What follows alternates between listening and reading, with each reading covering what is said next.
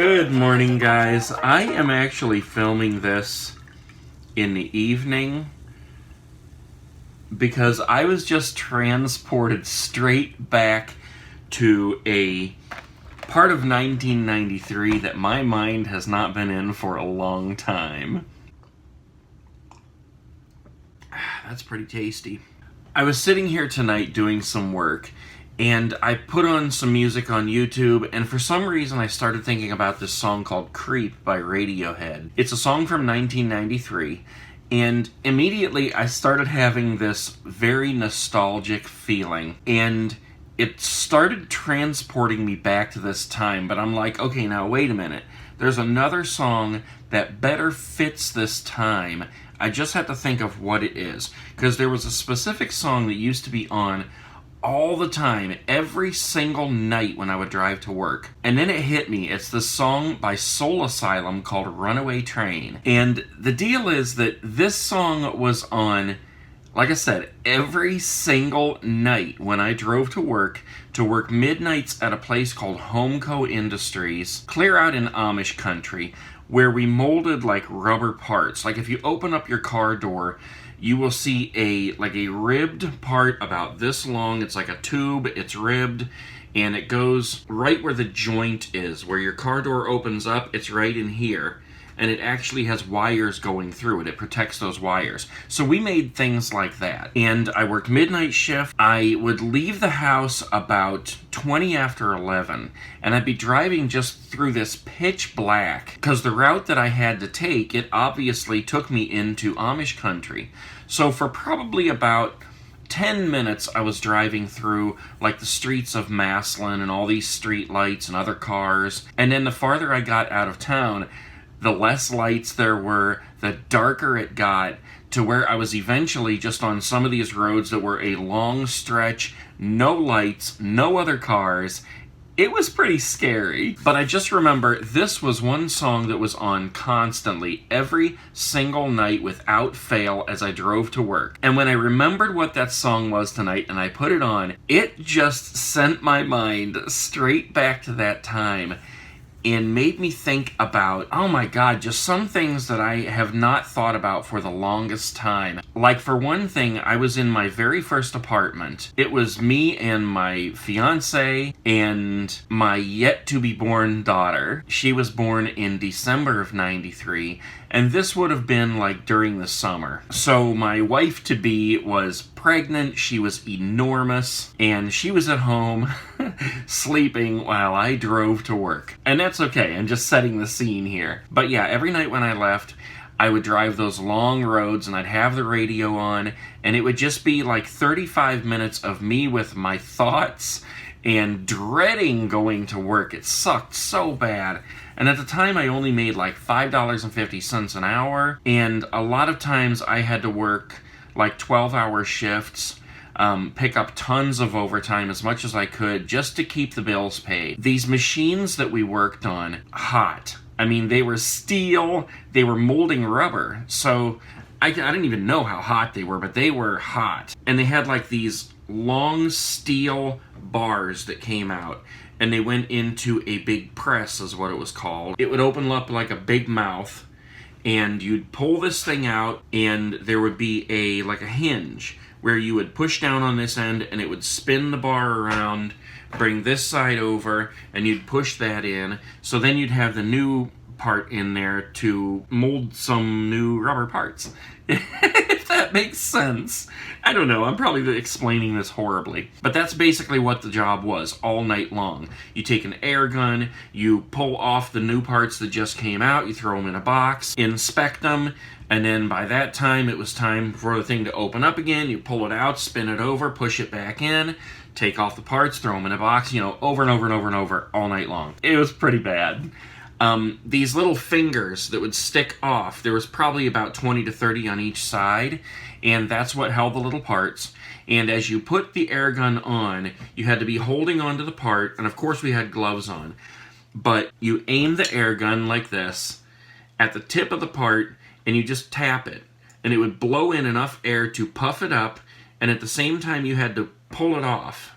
So it was just, you had to get used to this in order to be able to do it like real quick. Because I mean, you're literally just going bup, bup, bup, bup, bup, pulling them off like that. But the thing is, some of them you had to turn so you could access the bottom and the top. And you had to reach underneath.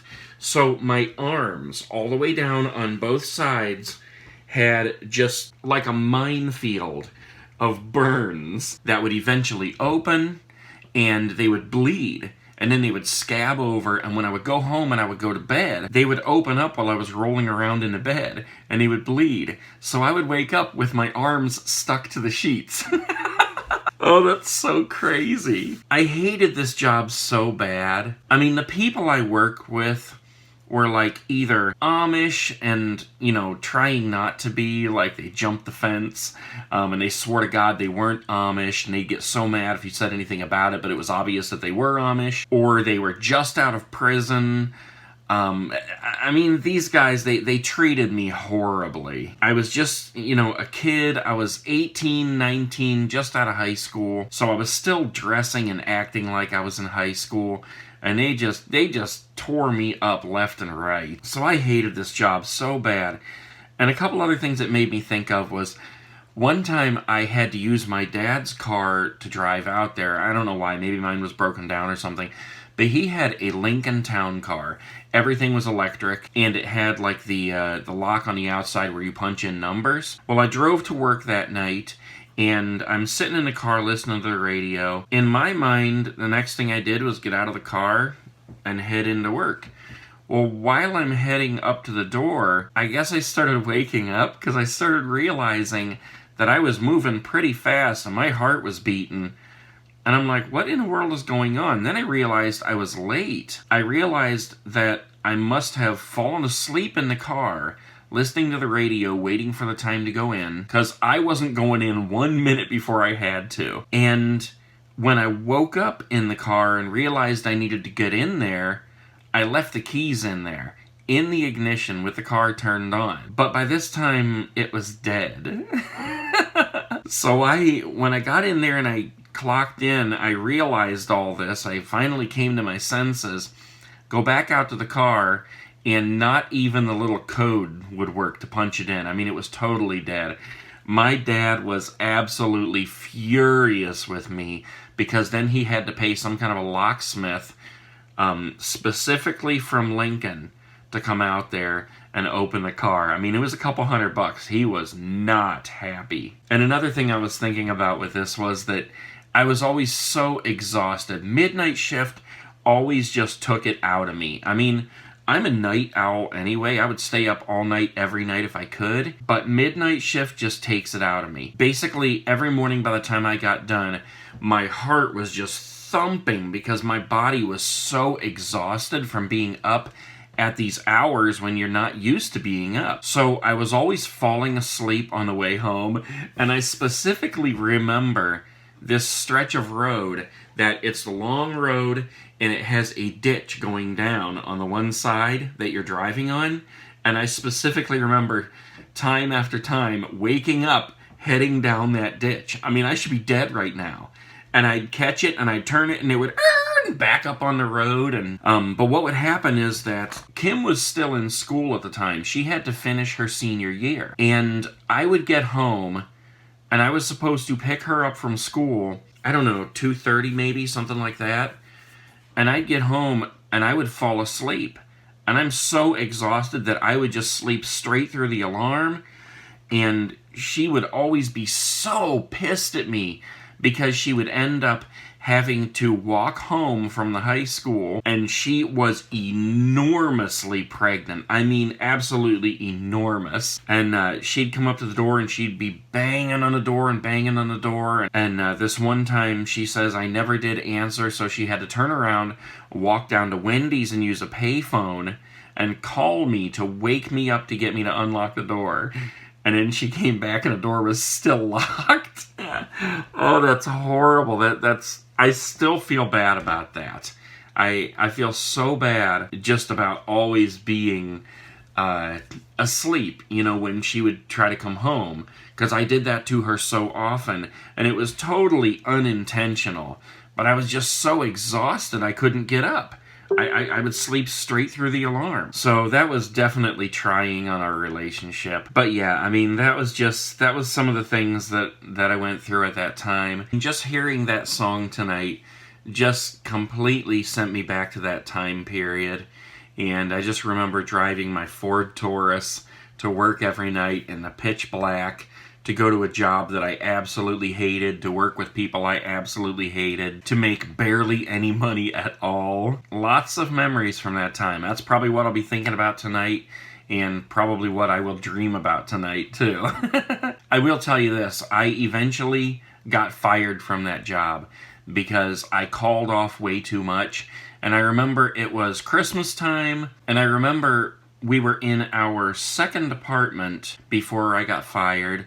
My daughter was already born, and I had missed so many days that, like, the next time I was late, I was fired. And I finally had talked them into letting me work day shift. They were going to start these 12-hour day shifts, and I talked them into letting me do that because I just couldn't handle the midnight shifts. They gave me headaches, and it was horrible. So it was supposed to start the next morning. I had my alarm set for 6 a.m. I was supposed to be there at 7. Sometime between when I set my alarm and the time I went to bed, Kim went up there to take a nap, and she changed the alarm because she was going to take a nap and she needed to get up at a specific time. And I didn't realize this. And I woke up the next morning at 7:01, and I thought, I am screwed. And I called them, and I begged, and I pleaded. They basically said, we'll have to give you a call back, but as of right now, don't bother coming in. I waited, and I called them back a little while later, and they said, yeah, that's, you're fired. So that's how I lost that job. But you know what? It always seems that anytime you lose a job, something better comes from it. Because, like I said, I hated the job. I made barely any money. I had to work tons of overtime. I was burning my arms all to hell and back. And the next job I got, I made almost twice the money, so it ended up being a step up. Getting fired was actually a good thing. So, I don't know. I'm going to stop it right there because I've just been rattling on, and there's just so many things I could tell you, so many different little memories from that time. But yeah, I'll let it go there. And like I said, something good came out of it in the end anyway. That seems to be the routine, when you find yourself in a position where you lose a job, you always feel crushed and you feel horrible, but it somehow works out, and somehow always works out for the better. Alright guys, so wherever you're waking up, whatever time it is, make the best of your day, do something for somebody else, pay it forward, and let's make this world a better place. I will see you guys later. Peace.